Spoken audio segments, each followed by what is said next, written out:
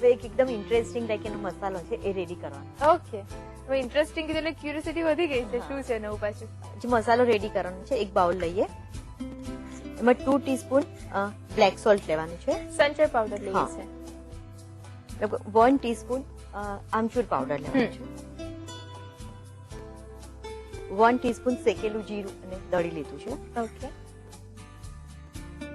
About 2 teaspoon ધાણા જીરું powder લેવાનું છે. આ શેનો મસાલો રેડી કરીએ છીએ આપણે?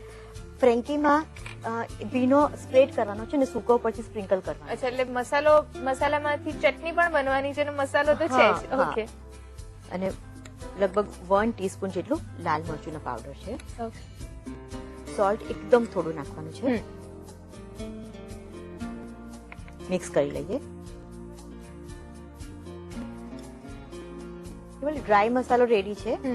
બીજા બાઉલમાં લગભગ આપણે આ 2 ટીસ્પૂન જેટલો ડ્રાય મસાલો જ લેવાનો છે. ઓકે. અને એમાં થોડું પાણી મિક્સ કરવાનું છે. અચ્છા.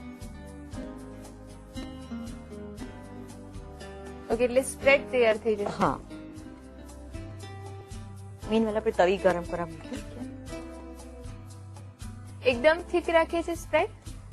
ના, આપણે ફ્રેન્કી ઉપર જે રોટલી છે એના પર થોડું આરામથી સ્પ્રેડ કરી શકાય એટલું રાખવાનું છે. આટલી કન્સિસ્ટન્સી રાખવાની છે.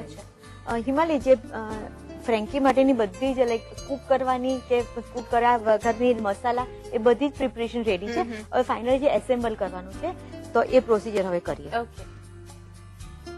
તવી ગરમ થઈ ગઈ છે. થોડું બટર મૂકીને શેકી લેવાનું છે. અચ્છા, આ રીતે ને શેકી પણ લઈએ. હા. એટલે સપોઝ જો અગાઉથી રેડી કરીને રાખીએ, ખાસ કરીને આગલા દિવસે કે સવારે રેડી કરી હોય તો આ પ્રોસેસ કરીશું તો ફ્રેશ થઈ જશે. હા, એકદમ ફ્રેશ થશે. આમાં આને કડક કરવાની છે કે કડક તો હજી પણ નથી કરવાની? આ થોડી ઠંડી થશે સર્વ કરવાના ટાઈમે એનું લાઈક મીડિયમ ટેક્સચર થઈ જશે. ઓકે. બસ પછી એને આટલી લાલ કરવાની છે. અચ્છા, કાઢી લઈએ છે. મસાલો જે ભીનો મસાલો છે એ સ્પ્રેડ કરીએ. ઓકે. હાફ ટીસ્પૂન આલુ પેટી છે એ મૂકીએ ઉપર અને તેની ઉપર ફરીથી જે ડ્રાય મસાલો આપણે મિક્સ કરેલો છે એ નાખવાનો છે. થોડો કાંદા છે એકદમ ફાઇન કાપી લેવાના છે અને થોડા લાંબી સ્ટાઇલના કાપવાના છે. અગેન કાંદાની ઉપર થોડો મસાલો. ઓકે. ચીલીઝ ઇન વિનેગર છે. વિનેગરમાં લીલા મરચાંને 2 થી 3 કલાક પહેલા પલાળીને રાખવાના છે. એ નાખીએ. એનાથી એકદમ ટેંગી અને સ્પાઇસી સરસ ટેસ્ટ આવશે. વિનેગર સાથે નાખીએ છે કે ફક્ત? ના, વિનેગર સાથે નાખીએ છીએ. અને સાથે ઉપર ચીઝ. ઓકે. કઈ ચીઝ લીધી છે? પ્રોસેસ ચીઝ વાળી લઈએ. ઓકે.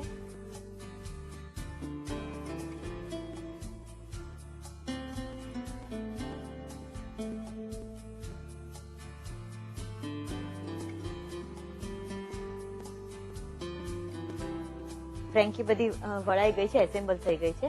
સર્વિંગ પ્લેટમાં લઈએ. ઓકે.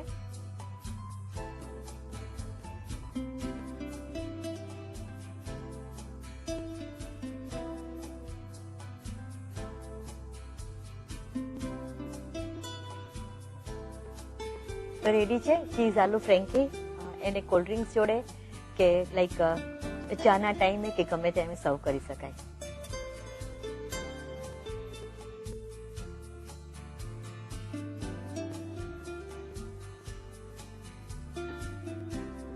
તો ફ્રેન્કી સ્પેશિયલ વીક રેસિપીઝની શરૂઆત થઈ ગઈ છે. આજે પહેલો દિવસ છે. સરસ જે વાનગી શીખ્યા છે એની રીત લખી લો. ચીઝ આલુ ફ્રેન્કી બનાવવા માટે જોઈશે કણક બનાવવા માટે મેંદો પોણો કપ, ઘઉંનો લોટ 2 ટેબલસ્પૂન, તેલ 1 ટીસ્પૂન, મીઠું સ્વાદ અનુસાર, પાણી જરૂર મુજબ, તેલ તળવા માટે, આલુ પેટી બનાવવા માટે બાફેલા બટાકા 2 નંગ, બ્રેડ ક્રમ્સ પા કપ, સંચળ અડધી ટીસ્પૂન, આમચૂર પાવડર અડધી ટીસ્પૂન, ધાણા જીરું પાવડર અડધી ટીસ્પૂન, લાલ મરચું પાવડર પા ટીસ્પૂન, મીઠું સ્વાદ અનુસાર, સમારેલા લીલા મરચા અડધી ટીસ્પૂન, સમારેલી કોથમીર 2 ટીસ્પૂન, કોર્નફ્લાવર 1 થી 2 ટીસ્પૂન. મસાલો બનાવવા માટે સંચળ 2 ટીસ્પૂન, આમચૂર પાવડર 1 ટીસ્પૂન, શેકીને દળેલું જીરું 1 ટીસ્પૂન, ધાણા જીરું પાવડર 2 ટીસ્પૂન, લાલ મરચું પાવડર 1 ટીસ્પૂન, મીઠું સ્વાદ અનુસાર, પાણી જરૂર મુજબ, બટર 1 ટીસ્પૂન, લાંબી સમારેલી ડુંગળી 1 નંગ, છીણેલું ચીઝ 2 ટીસ્પૂન, વિનેગર તથા સમારેલા લીલા મરચા અડધી ટીસ્પૂન. ચીઝ આલુ ફ્રેન્કી બનાવવા માટેની પદ્ધતિ. સૌપ્રથમ મેંદા અને ઘઉંની કણકમાંથી લુવા બનાવી અટામણ લઈ વણી લો. તેને ગરમ તેલમાં તળો. તળાઈ જાય ત્યારબાદ તેને ઢાંકી દો. હવે એક બાઉલમાં બાફેલા બટાકા, બ્રેડ ક્રમ્સ, સંચળ પાવડર, આમચૂર પાવડર, ધાણા જીરું પાવડર, લાલ મરચું પાવડર, મીઠું, ઝીણા સમારેલા લીલા મરચા, સમારેલી કોથમીર ઉમેરી મિક્સ કરો. હવે તેમાંથી રોલ તૈયાર કરો અને કોર્નફ્લોર ભભરાવી તેને ગરમ તેલમાં તળો.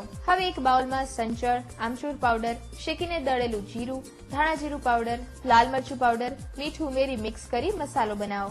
અન્ય બાઉલમાં તૈયાર કરેલો મસાલો લઈ તેમાં પાણી ઉમેરી મિક્સ કરો. તવા પર બટર લઈ તૈયાર કરેલી રોટલી શેકી તેની પર મસાલાની પેસ્ટ પાથરી તળેલી આલુ પેટી મૂકી ઉપર સૂકો મસાલો ભભરાવી લાંબી સમારેલી ડુંગળી મૂકી ફરીથી મસાલો ભભરાવી વિનેગર અને લીલા મરચાંનું મિશ્રણ એડ કરી ચીઝ મૂકી રોલ વાળો. પેપર નેપકિનમાં ફોલ્ડ કરી તેને સર્વિંગ ડિશમાં લઈ લો તથા સર્વ કરો. તો રેડી છે ચીઝ આલુ ફ્રેન્કી.